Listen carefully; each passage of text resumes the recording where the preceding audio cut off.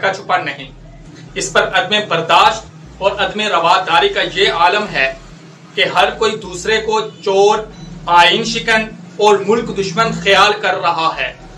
بالخصوص سابق کرکٹر تو اپنے سیاسی مفادات کو اٹھتے بیٹھتے جہاد کا نام دے رہے ہیں۔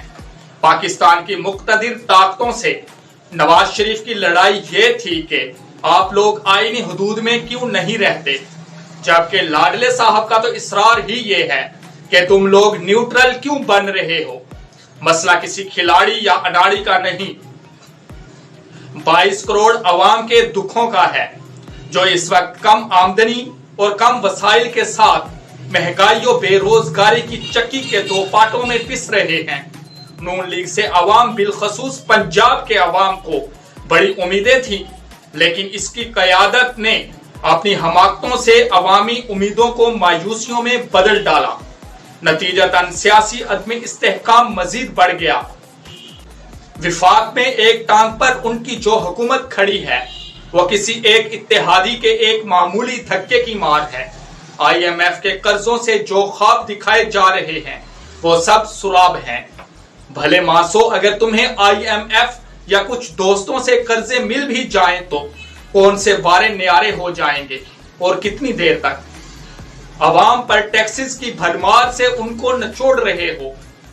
جب ان میں کوئی سکت ہی نہیں رہے گی تو معاشی خوشحالی کہاں سے آن ٹپکے گی؟ ملک میں اندرونی سرمایہ کاری کہاں سے ہوگی؟ رہ گئی بیرونی سرمایہ کاری۔ جب ملک میں سیاسی انتشار مزید بڑھنے جا رہا ہے تو بھول جاؤ کہ باہر سے کوئی سر پھرا یہاں سرمایہ کاری کے لیے آئے گا۔ تو پھر اس ملک کی اصل خرابی کیا ہے اور اس سے نکلنے کا راستہ کیا ہے؟ قدرتی وسائل کے لحاظ سے یہاں کس چیز کی کمی ہے؟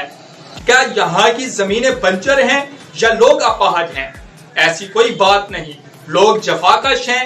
یہاں کی زرخیز زمینیں سونا اگلتی ہیں، 4 موسم ہیں۔ کمی ہے تو صرف فکری بلوغت و وسعت کی۔ مخصوص مفادات کے پجاریوں نے عوام کے اذہان میں منافتیں بھر رکھی ہیں، جس کے تحت ہمیں ہمارے سوا ساری دنیا بری لگتی ہے۔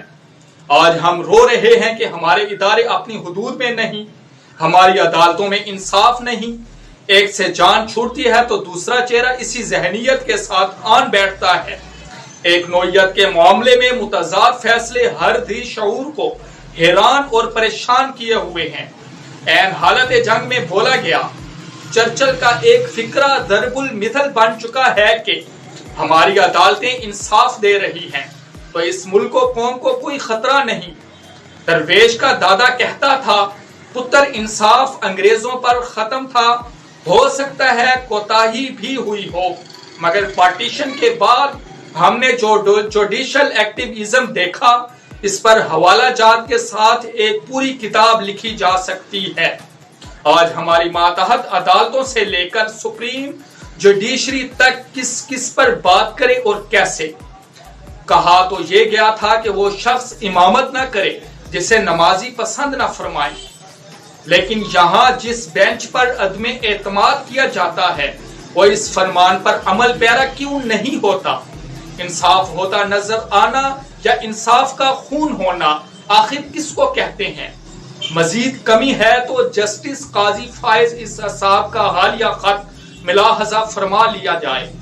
100 باتوں کی ایک بات، کسی بھی پارلیمانی جمہوریت میں منتخب وزیر اعظم قومی قائد ہوتا ہے۔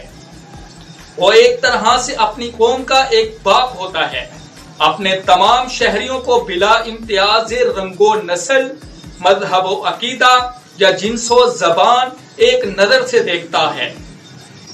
اس ملک کے تمام ادارے، محکمے یا افسران وغیرہ منتخب پارلیمنٹ کی عظمت کے سامنے سرنگو ہو کر آئین کی مطابقت میں قائد ایوان کی اتھارٹی کو تسلیم کرتے ہیں۔ اس جمہوری عظمت و اتھارٹی کا تقاضا ہے کہ عسکری و عدالتی چیف سے لے کر تمام بڑی بڑی تقرریاں منتخب قومی قائد کرے، اور اس میں کسی کو بھی چون چراں کا حق نہیں ہونا چاہیے۔ یہ اداروں کا ڈھول پیٹنا بھی ختم ہونا چاہیے۔ درویش کی نظر میں سپریم ادارہ صرف پارلیمنٹ ہے، जो 22 करोड़ अवाम की उम्मीदों का तर्जुमान है। बेहतर होगा कि सुप्रीम जुडिशरी को फेडरल जुडिशरी या फेडरल कोर्ट का नाम दिया जाए और जजेस की अपॉइंटमेंट का तरीकेकार तरक्की याफ्ता मुहद्दब जमहूरी ममालिक की तरह मुंतखब पार्लियामेंट के हवाले हो। अगर हम भांत भांत की बोलियों, फिक्री इंतशार और सियासी अदमे इस्तेहकाम की जगह मजबूत और मुस्तहकम कौम बनकर उठना चाहते हैं तो फिर पार्लियामेंट की अजमत और इसके मुंतखब कायद की अथॉरिटी को बिलफेल मनवाना होगा। अगर आपको ये वीडियो पसंद आई है तो इस चैनल को